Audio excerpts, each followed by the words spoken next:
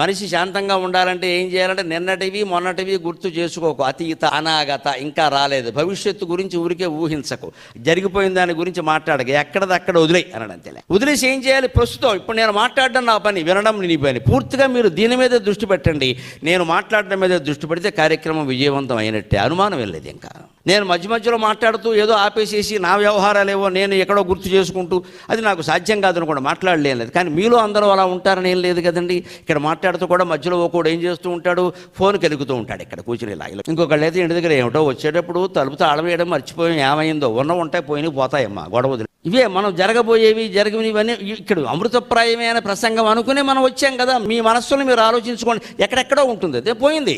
ఈ లోపు 4 మాటలు పోయాయి. ఇదే నిర్మాల్యం మన జీవితాల్లో కూడా ఇంతే.